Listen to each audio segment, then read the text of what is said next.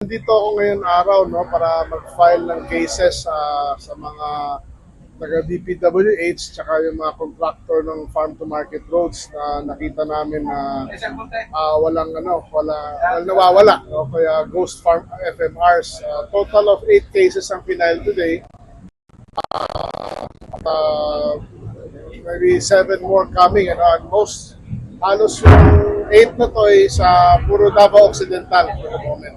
Opo, second, ilan po yung mga current officials o former DPWH officials po? Anim yung pinailan. I'm not sure if they're current or former, no? Pero anim sila. Tapos I think about 8 contractors. Opo. Kasama po ba dun yung DICEM, sir, na nabanggit nyo before na contractor? Hindi lang ako sigurado nung DICEM pa kasama. That will be confidential, sir. Okay. So, Sige ano po, mga particular magkano- na position dito mga DPWH officials na Yes, sir. pinasuhan po natin, idireklamo po natin. So, Ano ano to? mga particular na position po dito mga officials? Sama district engineer, yung project engineers, finance, okay, mga yun. Quality assurance. Opo, tapos magkano po yung involved? Ang total is about 94 million pesos, no? Kasi each FMR maliliit lang. Most of these were 2021 na FMR projects. Ang amount na nakita ko, naalala ko, mga 11 million per project plus, 11 million plus. 15 million po. 11 yung nakita kong amount nung at that time kasi 2021 to eh. Pero sa ngayon, the amount involved is 10 to 15, but the most, marami doon 11 plus. Sir, So, Secretary usually, How do you describe this project? Anong itsura nitong mga subject projects dito sa Pinuntahan ko mismo yung mga yan earlier or late last year. At wala talaga. Zero. Wala kang makita. No structure? No structure? Project closing Meron siyang daanan, panlakaran na dirt, no? Na mukhang dinadaanan lang ng pao, tricycle, pero talagang walang semento, walang bakal, wala lahat. Sir, why is it now po tayo nakapag-file ng complaints rather than last year? Well, case build-up takes time, ano? Hindi pwedeng basta-basta mag-file ka lang biglaan at gusto natin pulido ang kaso para solid. At alam niyo naman, sa mga kaso, they can get good lawyers. So we have to really prepare the case, no? So ngayon nandito tayo after 7 buwan. I can say na medyo maganda yung at solid ang lahat ng ebidensya, solid lahat ng solid ang kaso. wala ho pang involved na lawmakers dito sa mga FMR projects na to, Sec? Hindi ko pa alam. I cannot say that kasi we're just following the evidence, ano. Kung meron sa kanilang magsalita, baka gusto maging witness, no. At kung meron other beneficial benefactor yan, baka lumabas, diba? May sinasabi niyo pong 7 na kakasuhan po. Saan pong areas yon? Outside Davao Occidental na po ba yun? Itong 8 ngayon sa Davao Occidental, yung 7 na susunod, Davao Occidental pa rin. Oo. Pero meron na rin kaming kinikase build-up sa Ginobatan, Albay. Pinuntahan ko rin yun few months ago. Wala rin, hindi rin namin makita yung project. You know? Do we have a Pero nag-isa yun. timeline? Do we have a timeline po for the 7 and the 1? Well, if this took about 7 months, siguro baka ganun din. May 3 months na, so maybe another 4 months. No? Pero yung 7, mukhang mas earlier na yan mapafailan dahil halos sabay-sabay ito eh. Kaya lang ibang location ng iba. So we just have to be very sure sa documentation at solid ang kaso. Second na pong cases po yung final report. Maybe I can ask our legal to We have filed against the respondents under the revised penal code, conspiracy to commit malversation through falsification of documents. And apart from that, a provision under the 3019 or the Anti-Graft anti-graft or anti-corruption. Sir, possible po ba na may involved po mga DA officials po sa Well, there's always that possibility, no? Kaya iniimbestigahan pa namin yun eh. We gave them a deadline to reply actually a few days ago eh. Yung aming mga tao at hindi sila nag-reply. So kayo na sa elevator pinag-uusapan namin ano nangyari doon.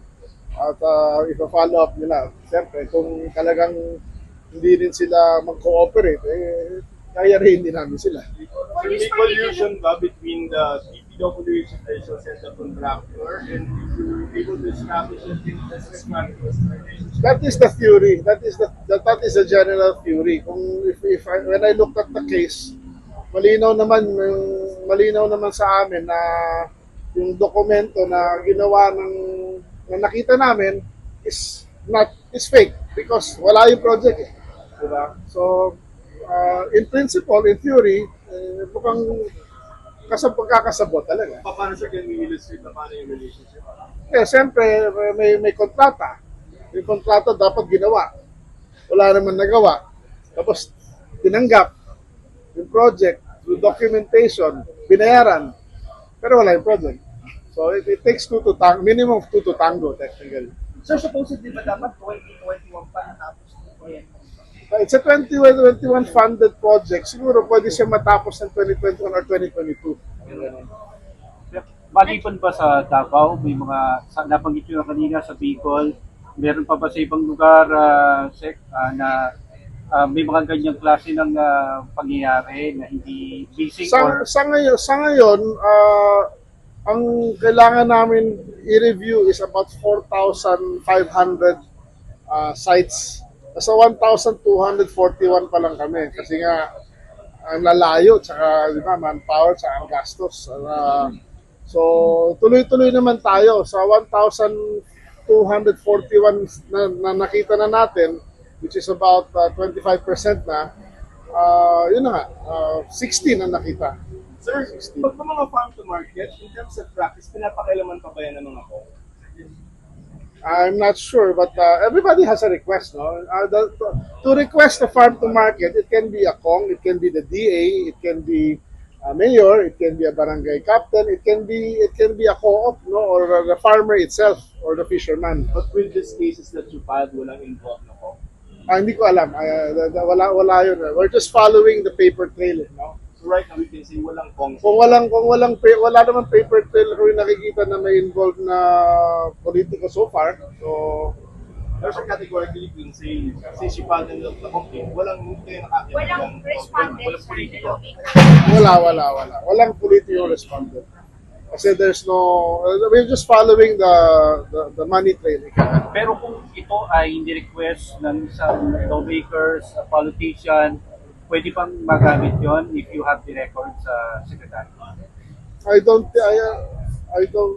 really know, no. Well, if there's evidence na meron ng ganun, then yes, maybe. But well, I'm not really a lawyer. We have to ask if we do find na may ganitong link, then we'll have a legal run through on that para malaman kung ano ba yung Sir, sa affidavit ba may prayer tayo na isuspend muna yung mga officials walang going? ano ba?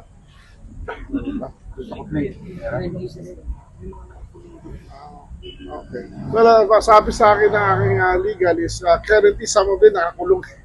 Nakakulong. Ito. Meron din yung iba suspended din eh. Check yung negative effect na lang doon sa mga stakeholders, especially the farmers, dahil nga doon sa hindi pagkakatuloy ng project din. Ayun, pumunta ako mismo doon sa Davao Occidental, nakakausap ko yung mga farmers, parang sabi nila, buti naman pumunta kayo, nakita nyo to, kasi ang tagal na namin hinihintay ito. Matagal na nilang hinihintay yung farm to market na yun, na matagal na napangako sa kanila, matagal nang na alam nila na napondohan na, pero never dumating. At ang request kanila kung pwedeng palitan namin para magamit nila at makakatulong talaga to sa cost nila, no, of logistics, no, ng mga produkto nila, pati yung ginhawa, di ba, yung oras. Ang oras ho hindi natin mapapalitan, di ba, yung pagbiyahe, di ba, instead of isang oras, ito kung may farm to market na maayos, 15 minutes na lang, parang gano'n.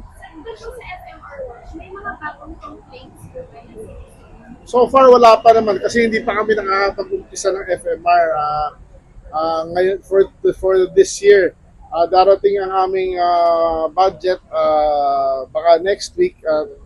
Pero nag-start na kami ng pre-bidding para pagdating nung saro namin, automatic halos awarding na lang ang matitira para masimula na. Saan pong region, saan probinsya yung may unang FMR under your watch? Nationwide yan. Nationwide tayo mag-implement. Ang utos muna ating Pangulo ay bilisan lahat ito at para may jumpstart yung ating ekonomiya ulit, no? Lalo na sa rural Philippines. Kaya yung napaka-mahalaga na mapondohan yung FMR at maumpisahan lahat ng proyekto since it will create a lot of jobs. Then of course, the sooner na matapos natin yung FMR, the sooner makakatulong yun sa ating mga magsasakat ng isda. Sir, magkano po yung budget for the FMR? 33 billion for 2026. Okay, Sek, balitaan nyo ng kita ng murang bigas sa may Bureau of Animal Industry. Oo nga, nakakalungkot yun at meron 73-year-old na male no, na nasagasaan basically ng isang pick-up sa madaling araw at andun na kawawa nga dahil wala naman siya sa kalye, nandun lang siya sa sidewalk no, naghihintay, nakapila at rumampa daw yung pick-up, nakita ko yung litrato, nakita ko yung video, yun na nga, at nakikiramay ho kami sa pamilya ng nasawi at nandiyan ho ang DA at tutulong at actually yesterday nagpadala na ako ng tulong at emissary para makiramay at we'll see how we can improve pa na yung safety ng ating mga consumers no, yung bumibili ng 20 peso na bigas dahil hit na hit po yan at yun na nga kahit hindi pa bukas ang BPI na tindahan alas 6 nagbubukas yun alas 3 may pumipila na gusto nga mauna so ayusin pa ho natin at safety maybe we'll put some barriers no, heavy duty barriers sa mga para kung sakali may sumampa hindi sila maapektuhan. But it is very unfortunate. Nangyari madaling araw pa. Sir, possible po ba na magkaroon pa ng ibang lugar yung pagbebenta ng 20 pesos na rice? Oh yes. As of the moment, mga 900 sites na tayo no, all over the country.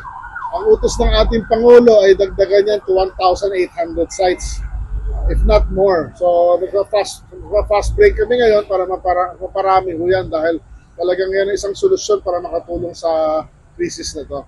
May assistance sa victim? Personally, yes. I gave my personal assistance na lang para lang. Pero yung DA, walang... I don't know kung paano na yung magagamit yung... Well, nagpabigay din ako ng bigas from the DA family. No? But Real assistance?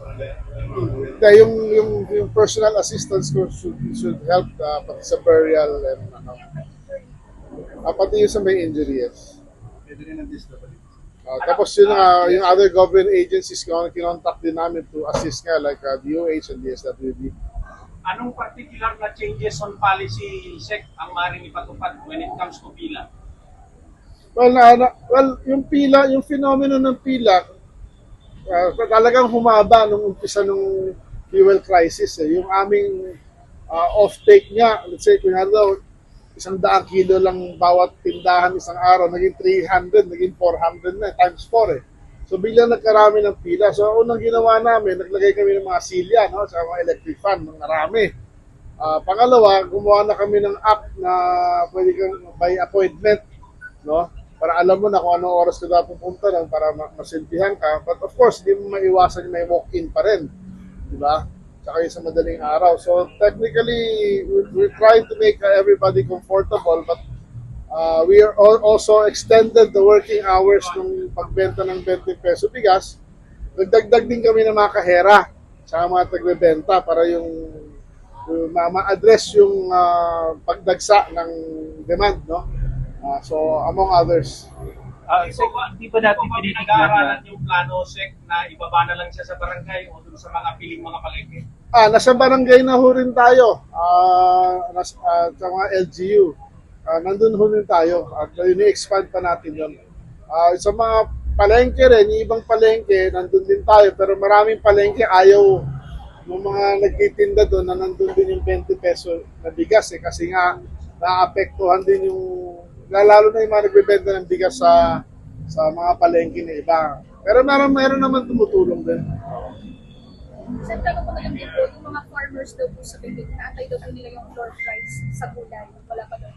There is no mechanism for floor pricing for almost anything actually. Diba?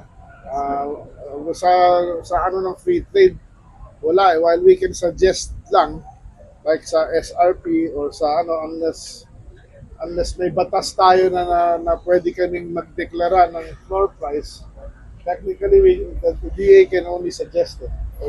Last question kasi may last. Kailan po yung SRP sa local rights? Sabi niyo po last week, 53. Anyway, it is suggested lang basically. We're just informing the people and a formal memo probably will come out next week lang. Okay na po, maraming salamat. Thank you so much, Yun sa mga hindi pa nakakakuha. Okay. Kopya? Pukulan? O pwedeng mahingi? Pwedeng kopya? Check. Sarap. Patayin nyo, Mike. Patayin nyo.